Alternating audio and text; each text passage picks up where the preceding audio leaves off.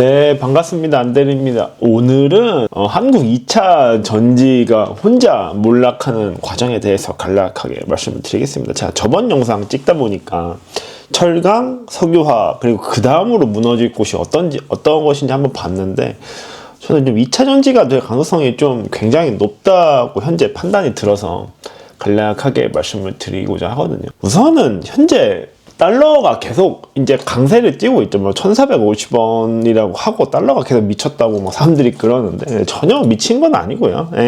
굉장히 달러는 공정 가치로 움직이고 있게 되는 겁니다. 근데 이제 왜 지금 달러가 계속 올라가냐라고 한다면은 사실은 가장 큰 이유가 이제 그거예요. 이제 국내 기업들이 해외 투자를 엄청 많이 하고, 특히 근데 해외 투자를 많이 하는 것 중에서 물론 반도체에도 있지만 2차 전지가 이게 지금 어마어마합니다.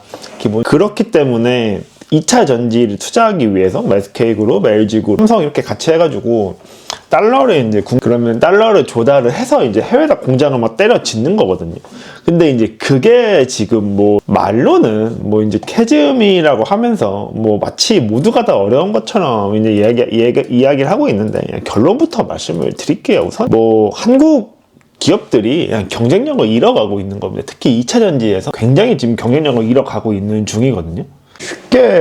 쉽게 말씀드려서 뭐 한국에서는 뭐 전기차 캐즘에서 전기차가 안 팔린다 뭐 이딴 헛소리를 하고 있는, 뭐 항상 이게 한국 기업들이 마찬가지예요. 한국에서는 참 재밌죠. 개인이 이제 뭐 어떻게 실패하거나 취업 못하거나 이러면은 노력을 하라고 헛소리하고, 기업이 처망하면 이제 트럼프 때문이다, 뭐 2차 전지 보조금 때문이다, 뭐 유럽이 안 좋다, 이제 이딴 소리를 항상 한단 말이에요. 그냥 제가 결론부터 말씀드리자면은 그냥 한국의 기업들 자체가 능력이 없고 백이 나쁜 겁니다. 백은 이제 각 정부의 어떤 힘을 뜻하는 거거든요.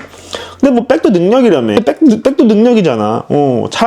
잘했어야지 알아서. 그럼 그 중국 기업들이 놀 동안 백 없는 애는 더 열심히 노력을 했었어야 되는데 그런 건 전혀 아니고 계속 그냥 징징징만 거래. 보시면 알겠습니다. 위에 두 개는 CATL, BYD이고요. 중국의 배터리, 그리고 BYD는 전기차 배터리 동시에 만들죠. 그 아래에 있는 건 한국 기업들의 1년간 주가 흐름입니다. 일부러 장기로 안 했어요. 1년만 봤거든요. 지금 어떤가요? 그냥 지들이 경쟁력을 잃어가고 있게 되는 겁니다. 뭐 기술 개발에서 완전히 그냥 뒤처진 거죠. LFP 같은 거 막 그런 것도 개발도 늦게 하고 하다 보니까 점유율에서 완전 개박살 난 겁니다. 참고로 테슬라의 납품하는 파나소닉도 주가는 거의 20% 이상 올랐어요. 정확히는 한국 전기차 기업들, 한국 배터리 기업들만 지금 완전히 지옥의 구덩텅이로 간 거고, 전반적인 배터리 업계, 일본, 중국의 경우에는 큰 문제 없이 가고 있습니다. 특히 지금 뭐 삼성 SDI는 1년 동안 주가 거의 50% 넘게, 한국의 주식 시장은 굉장히 이게 성장 산업이라고 이제 헛소리를 했을 때 당시에도 CATL이나 파나소닉의 밸류에이션은 그렇게 비싸지 않았습니다. 그냥 적정가치 뭐 퍼 12에서 20 사이로 거래가 됐었고요. 실적이 올라오면서 주가도 같이 올라가는 굉장히 선순환에 됐던 겁니다. 근데 이제 한국의 기업들은 이게 성장산업이라고 헛소리 하면서 이제 개인 투자자한테 돈 뜯어달라고 주가를 엄청나게 끌어올렸죠. 그리고 이제 현실은 이렇게 반토막이 나게 됐습니다. 그러니까 능력 대비 주가를 과도하게 펌핑시켜 버린 거예요. 이게 뭐 한국이 망해가고 중국이랑 일본은 올라간다 하면은 뭐 매국노다 헛소리 하는데, 이거 볼게요. 이게 지금 파이낸셜 타임즈에서 2024년 8월에 우리나라 이제 인천 청라에서 벤츠 전기차에서 불이 났었죠. 근데 뭐 그거에 대해서 뭐 중국 배터리가 나쁘다 뭐 이러면서 이제 헛소리를 했는데, 이거는 이제 중국인이 한 게 아니, 이 사람 영국인이거든요.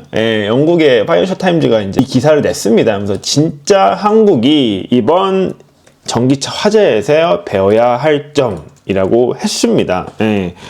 이게 과연 무슨 내용일까요? 보시면 알겠지만은 인천에서 발생한 벤츠 화재의 실제 원인이 아직 밝혀지지 않았음에도 일부 관찰자들은 재빨리 지적했듯이 한국의 주요 배터리 제조업체들도 전기차 관련하여 자체적인 기록을 가지고 있습니다. 21년 LG 엔솔은 GM의 쉐보레 볼트의 공급 결함이 있는 배터리로 인하여 GM에 최대 $19억 지불했다. 버스타임 분석가인 닐 베버리지 버스타일은 미국의 투자은행이죠.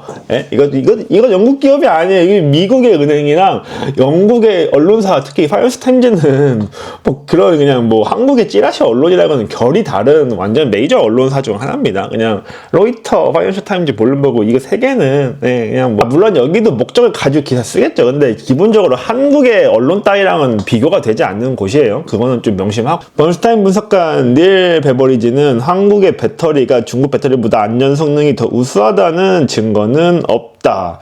한국의 배터리 제조업체는 전통적으로 NCM 배터리를 전문적으로 생산해 왔는데 이는 중국의 배터리 업체들이 전문적으로 하는 LF 배터리보다 비싸지만 밀도가 높아 더 성능이 좋습니다 라고 합니다. 그러니까 지금 한국에서는 이걸 어떻게든 중국으로 물타기 하려고 뭐 중국 배터리니까 불났다노 이딴 헛소리를 했는데 현실은 LG와 특히 LG가 제일 많이 납품을 했으니까 LG도 화재가 많이 발생할 수밖에 없죠. 화재라는 거는 기본적으로 배터리 종류에 따라서 굉장히 이게 다른 거지 뭐 이게 메이드 인 차이든 코리아든 크게 전혀 관련이 없이 움직였던 겁니다. 오히려 이제 경제가 안 좋아지니까 LFP 배터리가 대폭 수요가 증가하게 된 거고요.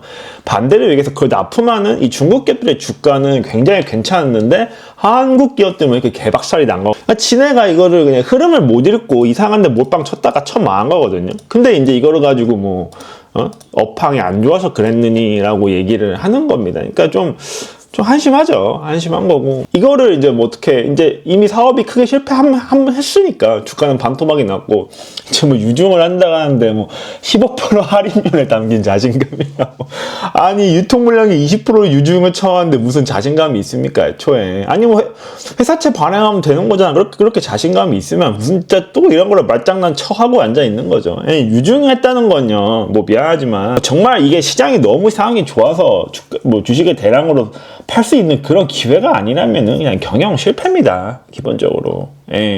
경영 실패인 거예요. 지금 뭐 이거는 비상장이니까 SK온도 24년에 자금 조달할 때 지금 뭐 주식을 또 한번 이렇게 발행을 했었죠. 그러니까 한국 기업들은 사업을 못해서 능력이 부족해서 유증을 하고 추가 자본 조달을 하고 계속 하면서 그것도 부채가 아니라 자본으로 조달하면서 기존 주주 가치를 아예 박살 내놓고 이제 이거를 또 환경 탓을 하는 거거든요. 뭐 그렇습니다. 그래서 저는 뭐 그냥 결론부터 말씀드리자면은 저는 철강, 석유화학 다음에는 아마 2차 전지가 거의 될 거라고 확신을 해요. 이게 지금 잘 될 수가 없거든요. 한국의 능력 밖의 일이라고 저는 생각을 합니다. 그러니까 내수 자동차 시장이 굉장히 크고 뭐 그렇게 해야 되는 전기차는 저는 잘 돼봤자 뭐 테슬라, BYD, CATL이랑 파나소닉이 다 먹는 시장이 되는 한국에 설 자리가 과연 크게 있을까 저는 싶거든요. 근데 뭐 이거를 가지고 미래 성장 산업이라고 헛소리하면서 빨아대면은 뭐 그 계좌의 수익으로 이제 뭐 골로 가는 거고요.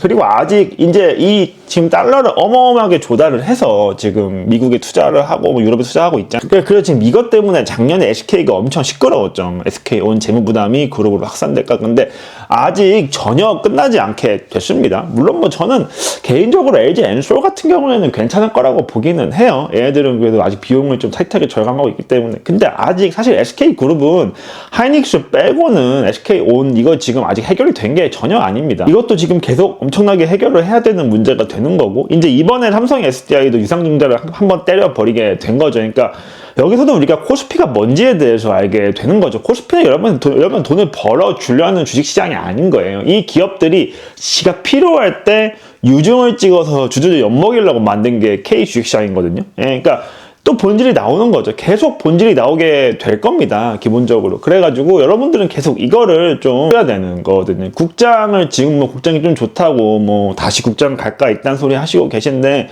뭐 가려면 가셔도 됩니다. 근데 계속 여러분들은 이런 소위 우량주에 투자해도 이렇게 되는 거잖아요. 그렇기 때문에 국장에 있는 이런 거에 투자하시면 안 됩니다. 투자하시면 안 되는 거고, 한국에서 뭐 유망하다고 하는 거에 투자하지 마세요. 제가 볼 때는 한국의 전 산업은 이미 붕괴했거나 이미 붕괴하고 있는 중입니다.